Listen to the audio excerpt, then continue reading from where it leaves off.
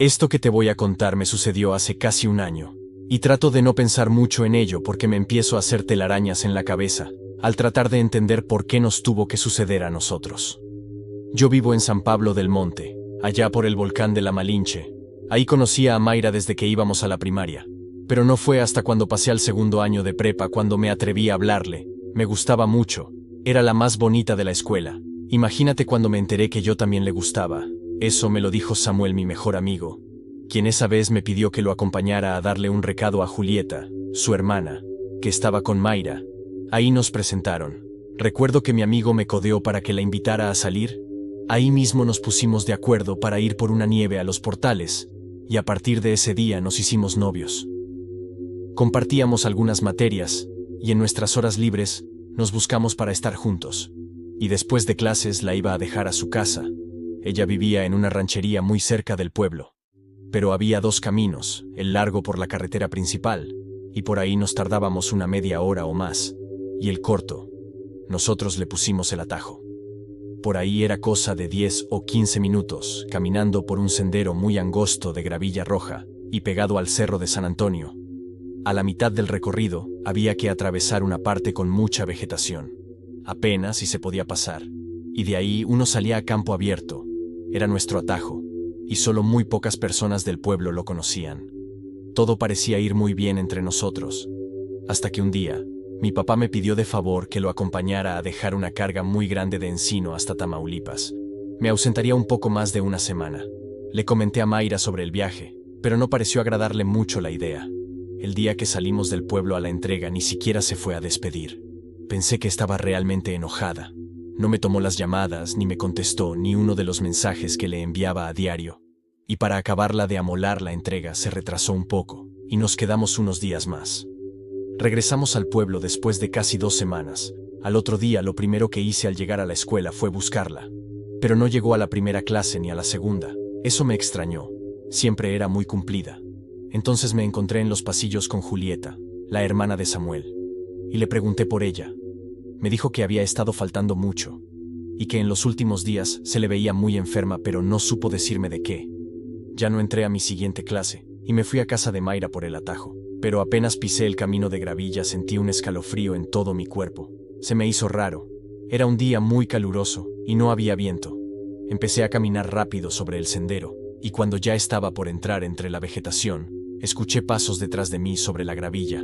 En ese momento sentí que alguien me veía, pero al echar un ojo alrededor no vi a nadie. Me apresuré a cruzar ese tramo, y al salir a campo abierto, escuché claramente cómo se partía unas ramas detrás de mí, como si alguien la hubiera pisado. Volteé asustado, pero nada.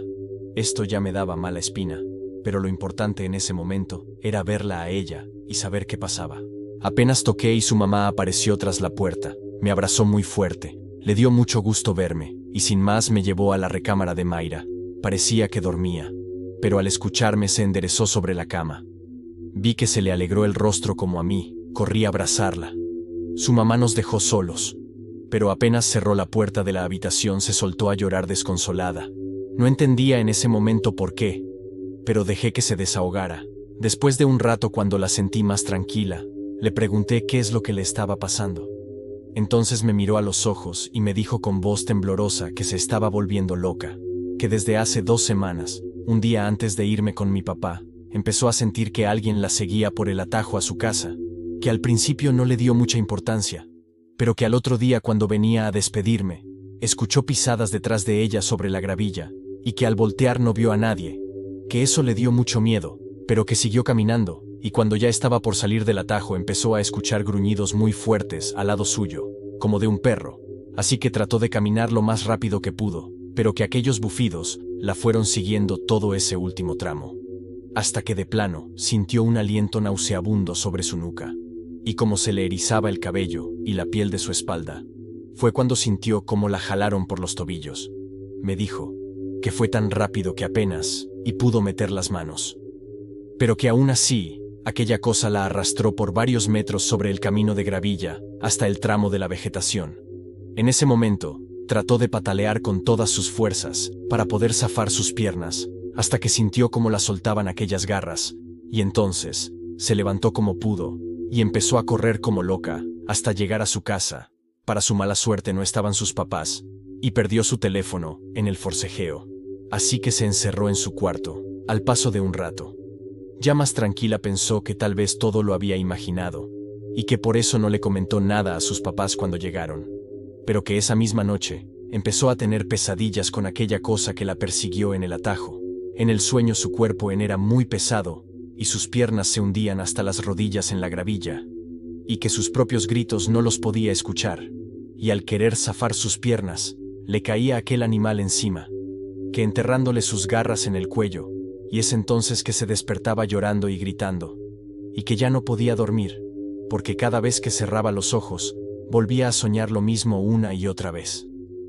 Sus papás la habían llevado a varios médicos del pueblo, pero que ni uno solo les había podido explicar qué le estaba pasando. Ya no pudo seguir contándome, y empezó a llorar otra vez. La abracé muy fuerte, y le dije que buscaría la forma de ayudarla. Me quedé con ella toda la tarde, la vi un poco más animada. Ya cuando empezaba a anochecer, se fue quedando dormida entre mis brazos.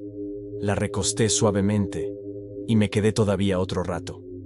Cuando salí de su casa ya había oscurecido y me dirigí al atajo. Pasé por los campos, y me metí entre la maleza. Ya llevaba unos cuantos metros avanzados, cuando escuché un resoplido sobre mi cabeza, que hasta me sacudió el cabello. Me quedé paralizado y levanté muy despacio la cabeza hacia arriba. Entre la vegetación sobresalía la cabeza de aquel animal. Tenía el hocico abierto. Podía verle sus colmillos enormes, y sentir su baba escurriendo sobre mi cara. Intenté echarme a correr, pero apenas di unos pasos cuando sentí que me clavaba una de sus garras en mi pierna, y me jalaba hacia el camino de gravilla.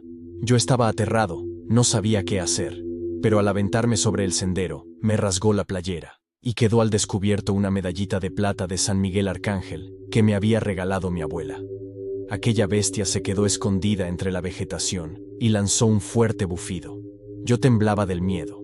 Me levanté como pude, y me eché a correr.